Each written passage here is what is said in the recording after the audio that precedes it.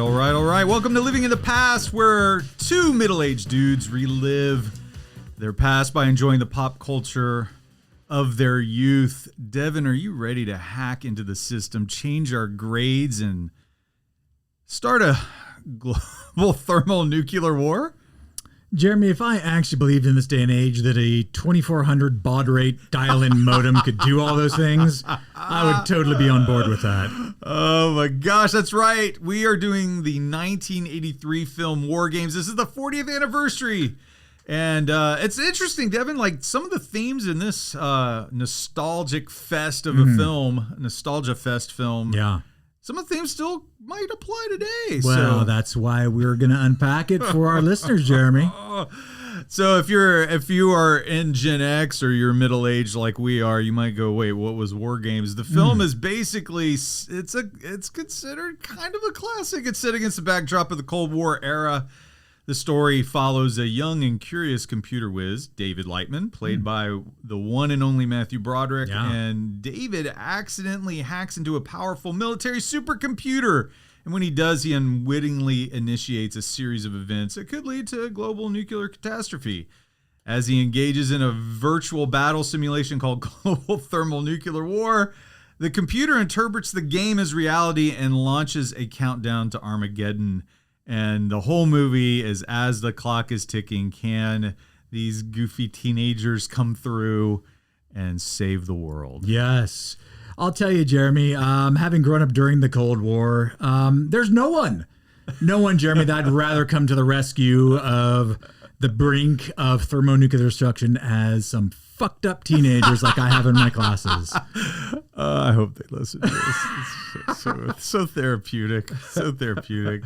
When was the first time you saw WarGames? I was in the theater when it came out. So, cool. yeah. And then, I was on repeat on either video cassette or I don't know. Did it ever make it must have made the rounds on TBS at some point. That's what, I saw it in the theater, but I definitely remember just the repeat viewings on regular cable TV, not even like HBO. Yeah. It was just on TBS. It felt like every day. Yes. At some point. This was a big film for Broderick and his co-star Ali Sheedy. Love Broderick. I mean, of course, and a few years later he has Ferris Bueller's Day Off. And right. That's such a classic film. Right. And you could almost, it's almost bulletproof in terms of calling Ferris Bueller's Day Off a classic. Like, I don't think anyone can say, no, it isn't. Ali Sheedy is interesting because she really comes on the scene in this film. She has Breakfast Club coming up after that. I even think she's in Short Circuit. I could be wrong, but I think she's in that. Were you a big Ali Sheedy fan, Devin? Because I was. Yeah. Yes, I was. Yes, I was. Yeah. Well, I digress. Yes, I am, Jeremy. Yes, I am. Yeah, so the whole development of the film is really interesting. John Badham is the filmmaker. He's the director, but he wasn't initially. And it's interesting to look at the stages of the development of the movie WarGames. It was originally called, even really close to its release, it was called The Genius was the title of the film. And I guess that makes sense. Hackers have always, in our media and pop culture, people just kind of see them as like little geniuses, and they might be socially awkward, but they can might be. Yes, they might be. Yes. I had a kid early in my career as a teacher. Did the Matthew Broderick hack into the school thing? Wow. He got into. We had a program called Schoolmaster that did our grades.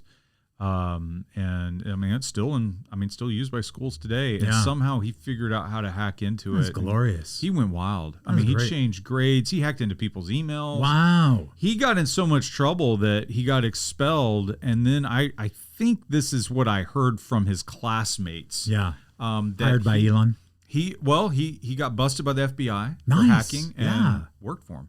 There you go. Went to work for him. Yeah. So brilliant. It's a very catch me if you can kind of thing. All those times I spent reading books and studying for tests. I just had to commit felonies and they could have got the call. Could have got a good gig, man. Could have got a good gig. So initially,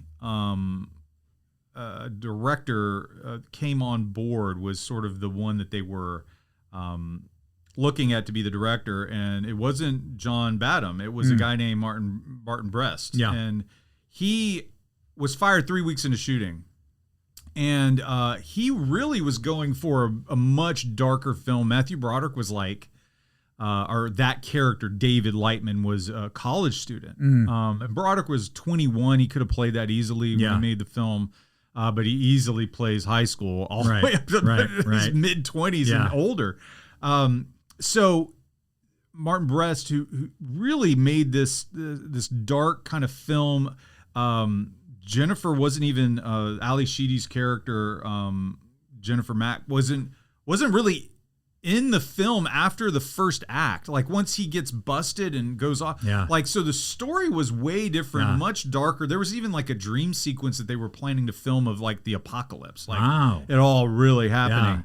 Yeah. And he was just taking it too dark, and the studio was getting like, this isn't really what we were wanting. The writers who were very involved were like, no, this isn't the direction. Yeah. And he got canned. He got fired. He took Broderick aside and said, hey, I'm not going to be your director tomorrow. And Broderick and Ali Sheedy were both really freaked out. They were like, well, then we're probably going to get fired. Yeah. But, Badham comes in and kind of rights the ship, makes it much lighter. Yeah. And maybe with the subject matter, that was a welcome, because it like a welcome thing, because I mean, The Day After is on TV around this time. Yes. Which was terrifying. Yeah. It like scared the hell out of me. Yeah. And so if you don't remember The Day After, I think it was an ABC TV movie event. Yeah. And it was a big deal, huge ratings. But it was basically, here's what happens when we go to nuclear war. And it terrified the country. Yeah. Absolutely. Just if you're sitting there going, wait, I don't know who these directors are, let me throw out some films that each guy made. So Brest, who gets fired 3 weeks into shooting, his next film, his comeback, like I got fired, what am I going to make next? Beverly Hills Cop. Did okay for himself. He did okay. Yeah. He then went on to make Midnight Run with Robert De Niro and Charles Grodin, that kind of road movie, comedy, action film. He made Scent of a Woman. So he did great. I mean, he had a good run in the 80s. Badham was interesting. He did the film with Richard Dreyfuss and Emilio Estevez called Stakeout. Yeah. He did make Short Circuit, that little robot movie. Your favorite, Devin, Blue Thunder. Yes. Yes. He made Blue Thunder, and he also made Saturday Night Fever. There you go. So, I mean, both guys are really capable. The film gets 3 Academy Award nominations for sound. Here's what I was surprised with: cinematography. Well, there you go. And writing. Wow. The screenplay written directly for the screen, not based on anything before. So, I don't know. I mean, he gets nominated. It was sort of a pop culture sensation at the time. We'll get into the nostalgia of it all in just a minute, but like, is this really a good movie? Because when I did my rewatch, like I enjoyed it, but I found most of my enjoyment coming from 2 things: the nostalgia of it all, and Ali Sheedy, and not even in that order. I should say 3. The nostalgia, Ali Sheedy, and then like the conversation about AI. Yeah, sure. I found that interesting. Yeah. Is it a good movie though? I mean, like, let's start with just that basic question: is this good, or is it just kind of a product of its time, and people today are just kind of like, eh? But so I think when we start looking at 80s movies, this gets overlooked. I will say that. Right. I don't think that makes it a bad movie. What I will say, though, I think Jeremy, if you'll allow me, I'd like to just kind of pull back the curtain of my historian self and kind of give you a little bit of background. Please do. So what we didn't realize at the time, the very same year that this is released in theaters, is 1983, NATO is actually doing a military drill in the Mediterranean and in Eastern Europe called Able Archer 83. Oh. This was a regular thing. It was not done in secret or whatever else, but because the actual Cold War going on was at its peak then, the Russian military was thinking that NATO was actually flexing and preparing for actual warfare. This goes back to actually a little bit further. If we go back to the early 1970s, there's actually a KGB officer by the name of Oleg Gordievsky. His father was a top KGB general. So if we're looking at the KGB of the 60s, 70s, going to the 80s, general is kind of like that you have ascended to a certain rank. And he's definitely a party guy. And Oleg goes into the KGB as well. He also, though, has this, what I'm just going to loosely label as this kind of intrigue / love affair with Western culture. So he's not in it for the same reasons his father is in it. He then gets recruited as he's stationed as a KGB agent in, I believe it was Finland. It was either Finland or Norway. He gets recruited by the British. Interestingly enough, he was ready to give him and allow himself to be recruited by the British. Over the course of the next decade or so, Gordievsky rises in stature. He literally becomes the top KGB agent, the head of the Residentura in London. Oh, wow. And he is just feeding MI6 all this top level stuff from Russian intelligence that nobody else has access to. Oh, wow. There is a fascinating book that I highly recommend you read by a guy named Ben McIntyre called The Spy and the Traitor. And he details not only everything that Gordievsky went to get the information to MI6, but then how MI6 has to come up with a plan to get him out of Russia so the Russians don't kill him when they discover that he is a traitor. Oh, man. It is crazy. That sounds amazing. So all this is like the genuine backdrop going down in the same year as this movie comes out. And so one of the things that I'm trying to like connect the dots here for our audience is that the Cold War is raging at this point. We don't realize as American consumers that we are actually quite literally on the doorstep of an all-out warfare at this time, because the Russians are absolutely ready to go first strike if this Able Archer thing that is going on in Eastern Europe actually turns out to be the staging for an invasion. So you have that going on. Yeah, you have that going on. And then there's also Ali Sheedy. And then there's Ali Sheedy, thank God.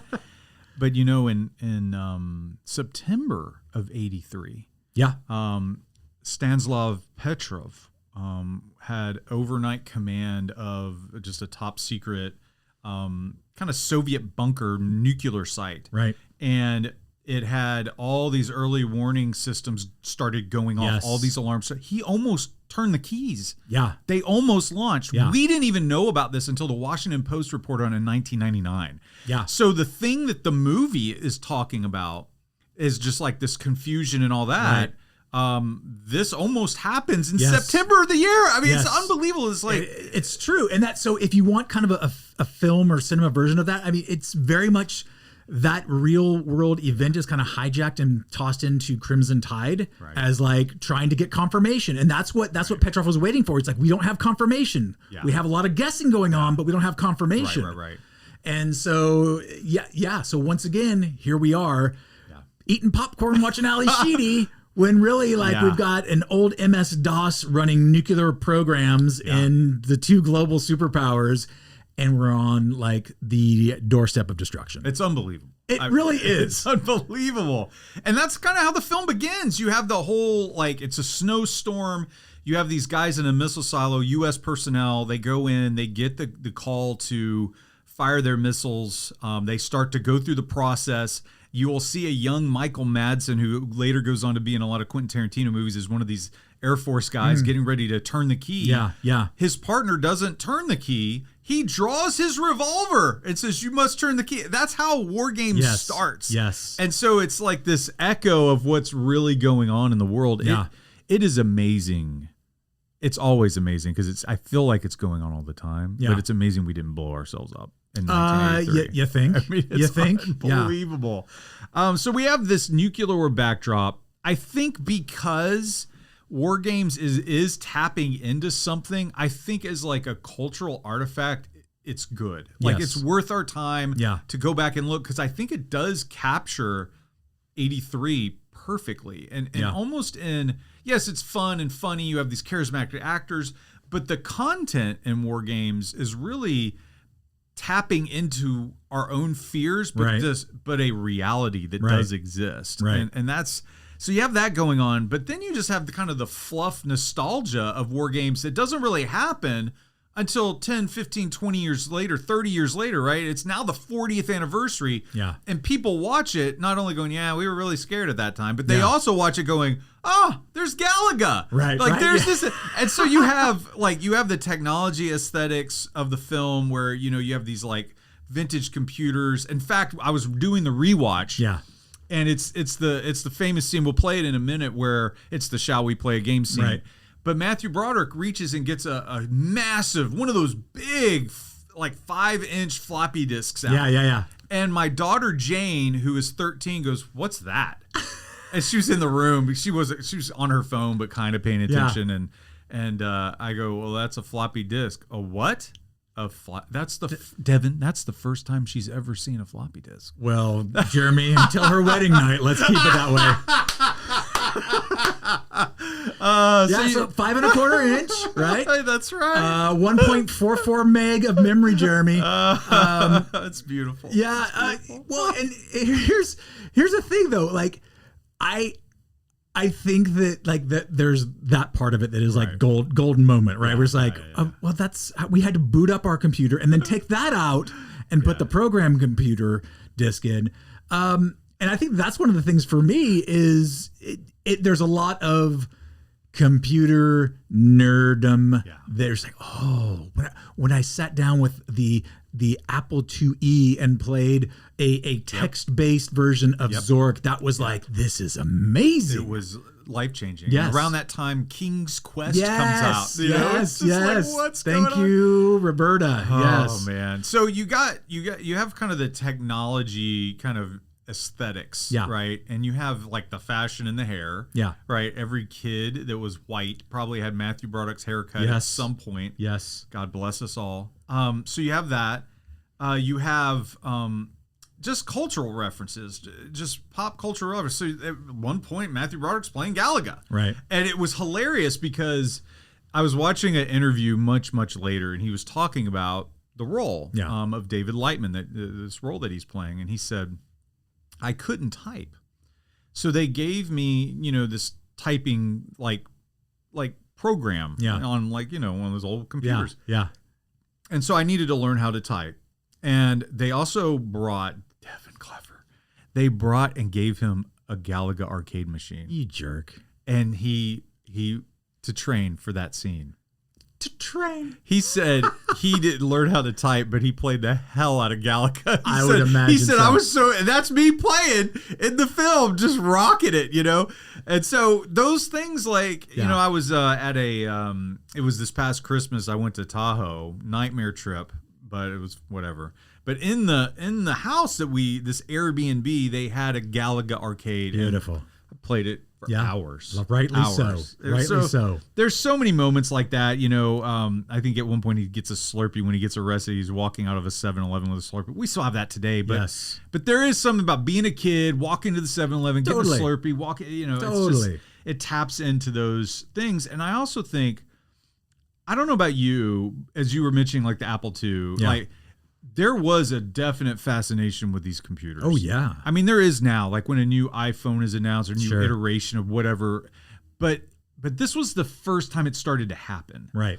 And there was this fascination, but also this curiosity. Like, what can these things do? What are they capable of? And so while what David Lightman, Matthew Broderick's character, what he does with the computer might not be accurate. Like, I don't know if he can hack into all these things, right? In 1983, it's much more feasible today with the way the internet is. But it was one of those things where we were like, oh, is that what they're capable of doing? Mm-hmm. It was this almost like, oh, this is where we're going kind of thing in war games. Did you feel that way when you watched it? Yeah, absolutely. Because, at that point in history, at least in the neighborhood I grew up in, Jeremy, very few families had a home computer. Yeah. One, it just wasn't a thing yet. And two, those that did have it were, like the doctor's kids and the lawyer's kids and things like that. And so it was this kind of forbidden fruit in a lot of ways. Right. And then to have this understanding that it's not just you in your house playing on your Right. computer, it's you can connect to other computers and like that. Like, tell me more about that. Right. Like we talk about science fiction, that sounded like pure science fiction at that point, right? It's out of the mind of Ray Bradbury. It's crazy. And can I just say, while we're talking about, thank goodness Al Gore invented the internet that the rest of us are enjoying today. Thank you, Al. We Thank really you. we really appreciate it. Yes. So here's the scene. I think it might be one of the most famous scenes from the movie. It's when David connects with Whopper.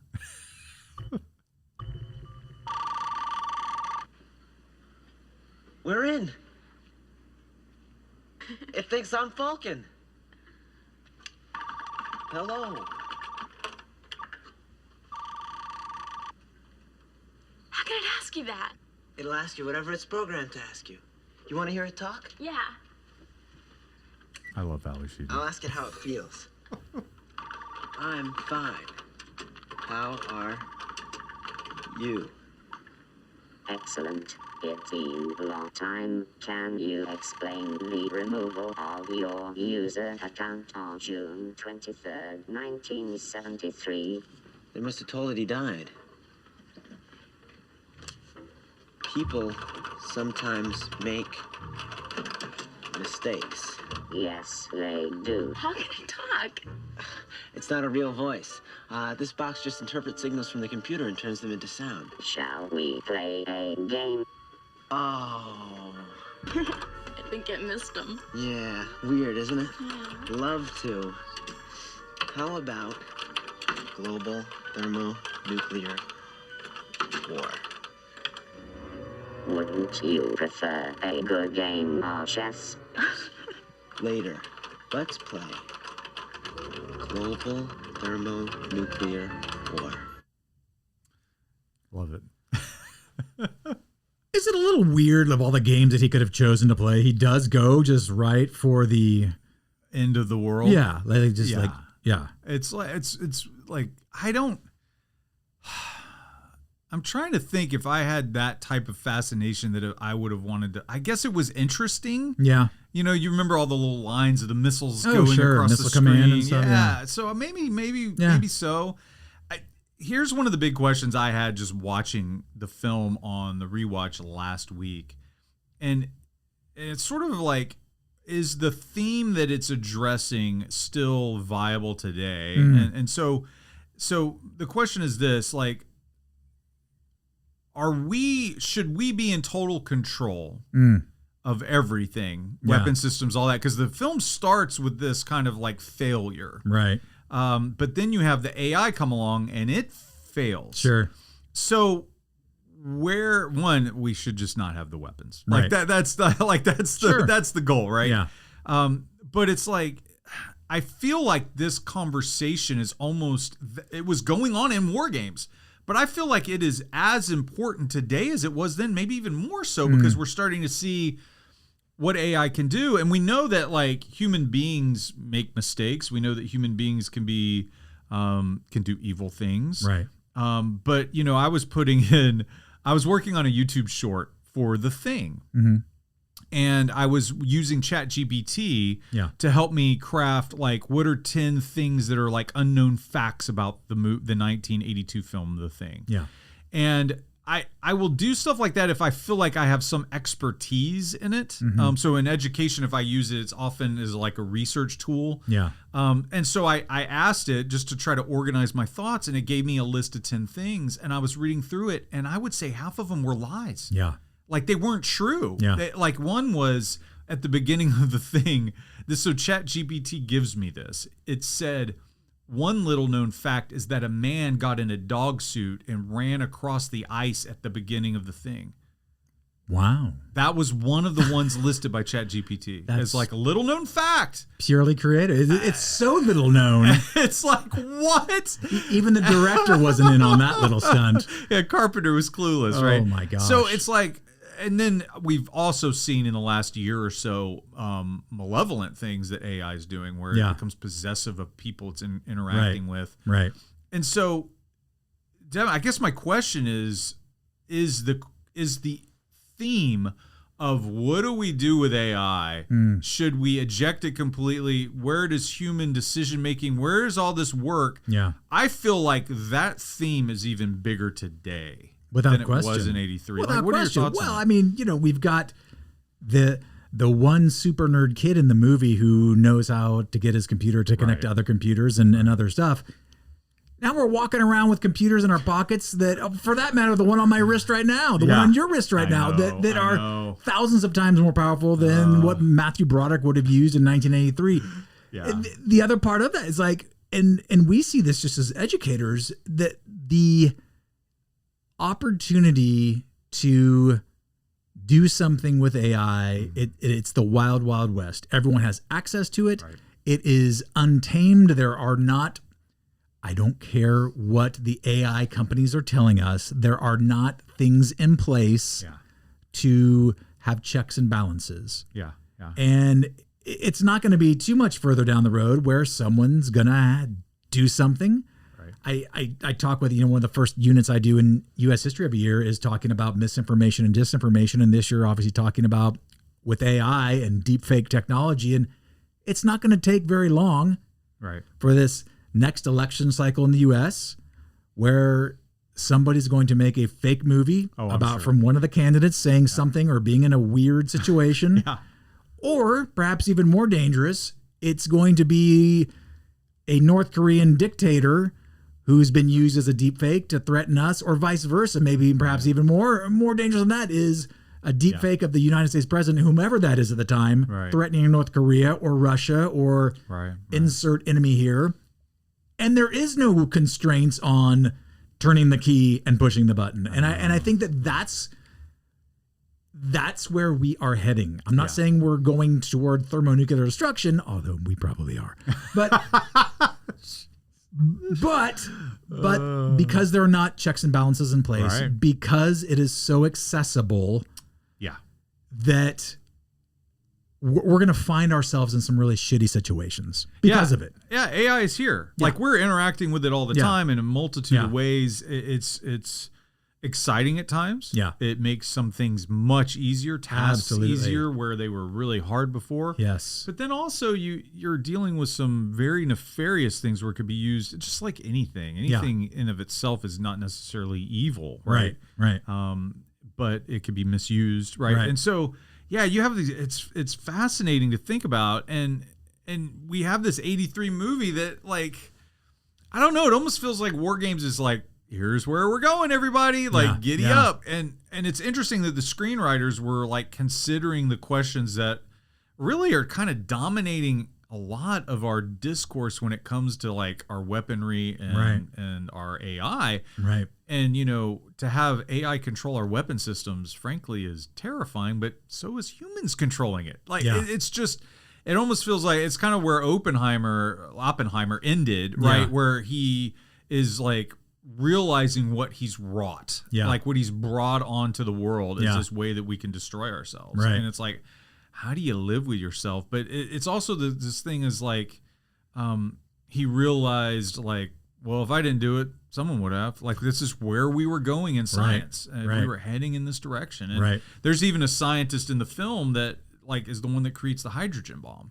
And like, he isn't really front and center yet. He's developing his ideas while they were working on the atomic bomb. It's unbelievable, but it's like, and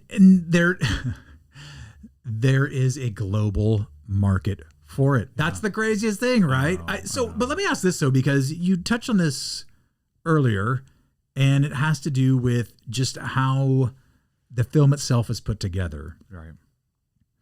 Which do you think would a modern day audience more resonate with? A watching of this and the kind of dialogue that we're having right now, or rebooting of this? I think we live in, I'm surprised it hasn't been. I'm surprised this isn't in development in some studio somewhere. I guess the strike is fouling everything up, but it's like, it's ready. In the world of Hollywood now, where there is the big studios with their big projects, they rarely take risks making original things. You do see them, like Blumhouse Studios will make something original.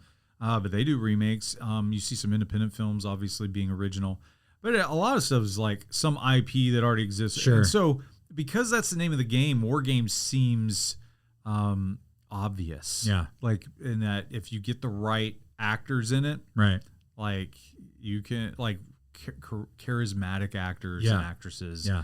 You could almost repeat the story, and I think Right. it would captivate Yeah. audiences again. Yeah. you know? Tom Holland to wardrobe, please. Tom Holland to wardrobe. Oh, you could totally see him in Yeah. it, right? Zendaya, Right. like as the Jennifer character, Right. Like, it just would Yeah. make total sense. People go see it in droves. Totally. And so I'm surprised that hasn't happened, and it is so near to us.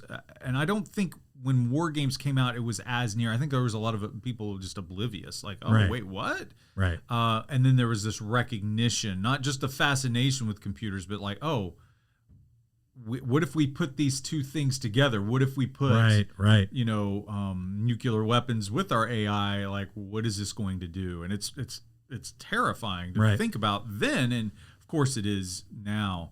I have a question though. When we look back on the film, kind of fondly, Yeah. I had this thought as I was watching it and this is teacher Jeremy. Oh. This is dad Jeremy.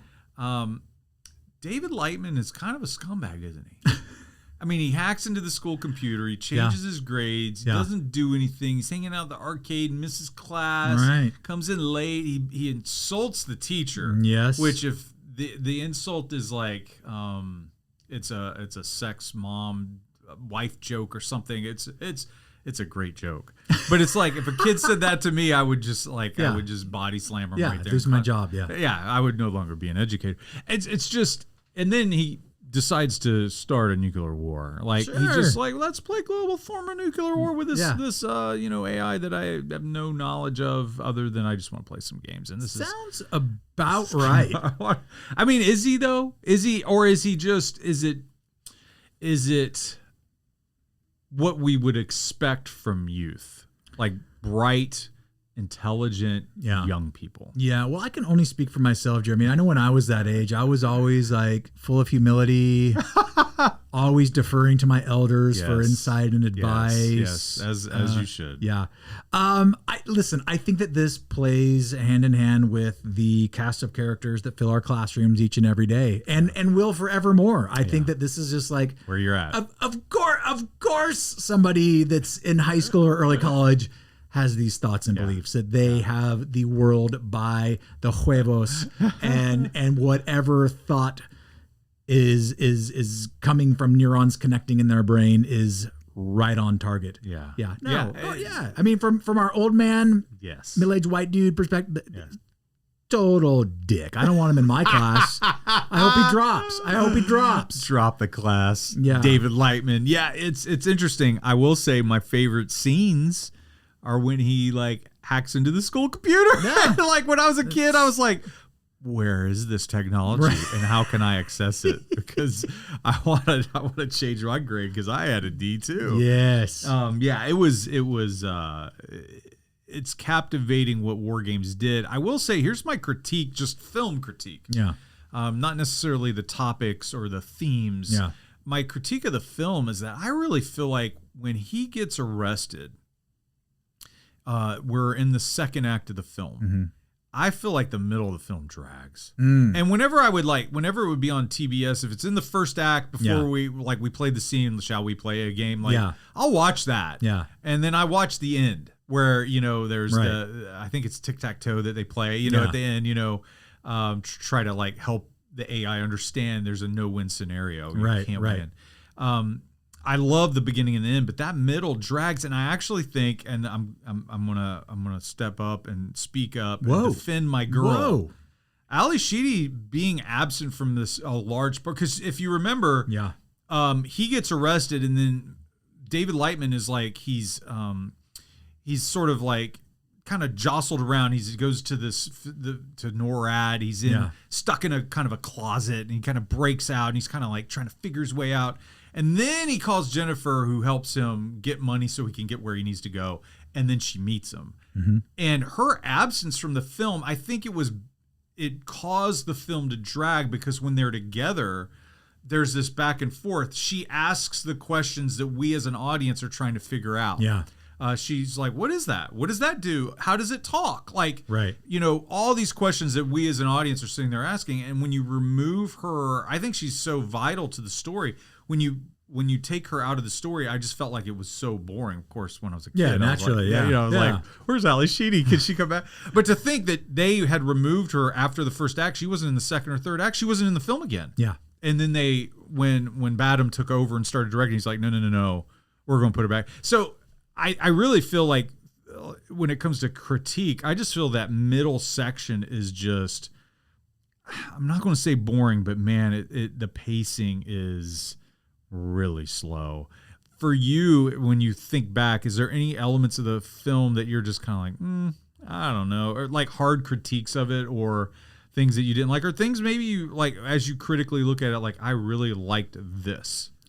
I think the story is compelling, and you touched on that as far as the actual time period and stuff that, that this came out. I think from today, you know, if we look at this film through the lens of 2023 as we're recording this, I think a lot of it doesn't fly. I think either Ali Sheedy's character has to be the lead, because the way this played out in 1983 is there's too much mansplaining, right? So either she's got to be the lead and those roles are reversed, or she has enough computer background savvy that it's almost a team type thing, versus him having to constantly explain everything to her. Yeah. I think that we've had our share of films that we've talked about over the course of this podcast where the second act often drags. Yeah. Sometimes feeling like it's just a completely different movie. Sometimes, yeah, absolutely.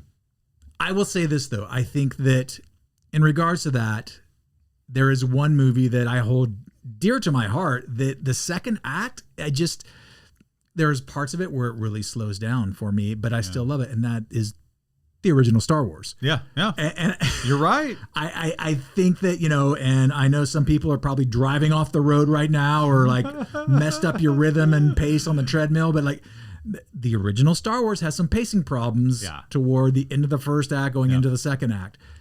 That being said, I wouldn't change a whole lot of this version of the movie.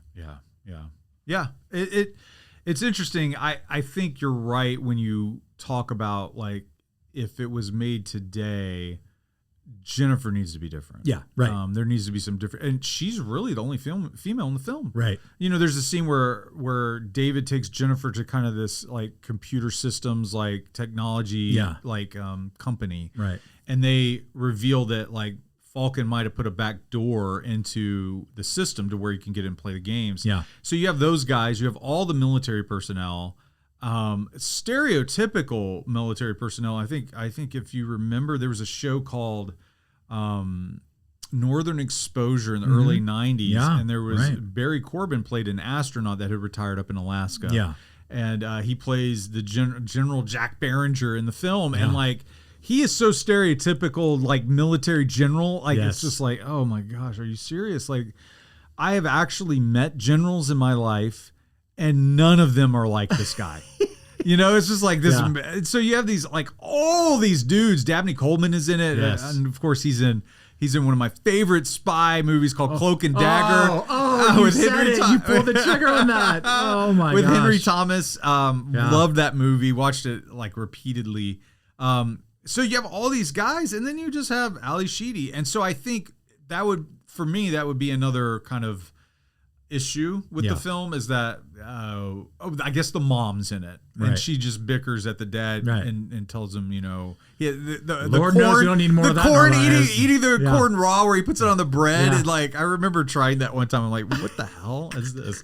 I would think that would be a way to change the film and make it more accessible to more people. I think too, we would have to keep in mind if we're talking about reboots. I think our culture in itself has a general level of understanding about computers and AI and everything else that we didn't have. So there was a lot of quote unquote mansplaining to the audience that we probably wouldn't need today.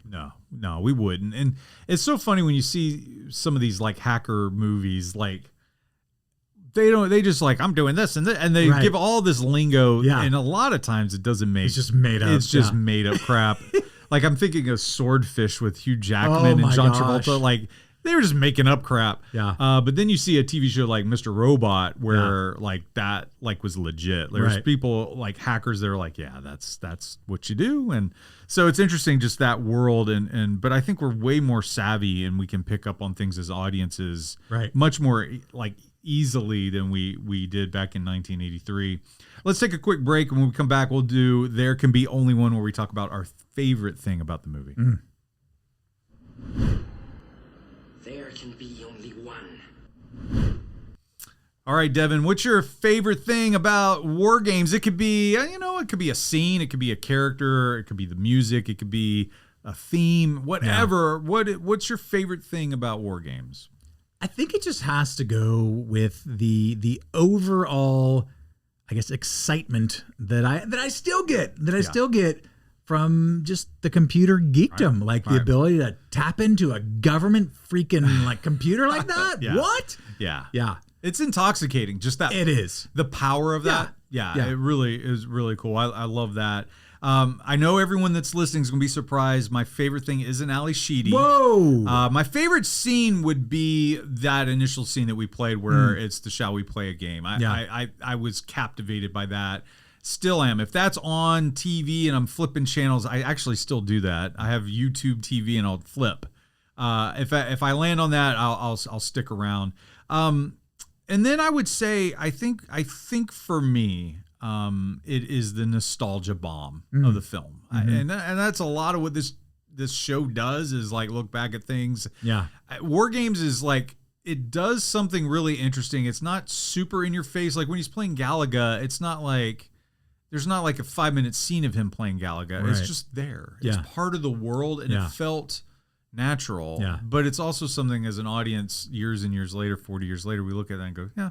Did that a lot, indeed. Played that a lot. Yes. Well, thanks everyone for listening. Real quick, you can find us on patreon.com/living in the past, LIVININ the past, where you can find not only podcasts early, we release those several days in advance, but you get your own personal podcast for our patrons called What You Talking About. That comes out once a month, so keep an eye out for that. If you're interested, please head on over to patreon.com. And not only do you get podcasts, but you get early access to all the videos that we're making for YouTube. You get that days in advance as well.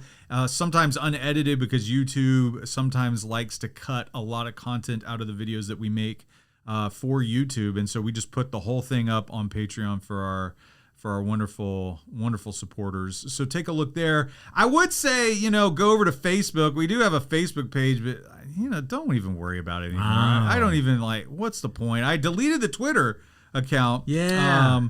And Facebook.com/live in the past. You could go over there and follow along to nothing. Wow. But okay, boomer. Yeah. I'm done with Facebook. YouTube's a great place to find us as well. If you just go to the search engine and type in Living in the Past podcast, you'll find us. You'll see that beautiful, beautiful logo. Hey, we got Jurassic Park next. You'll hear that in about a week. So as always, thank you so much for listening, and we'll talk soon.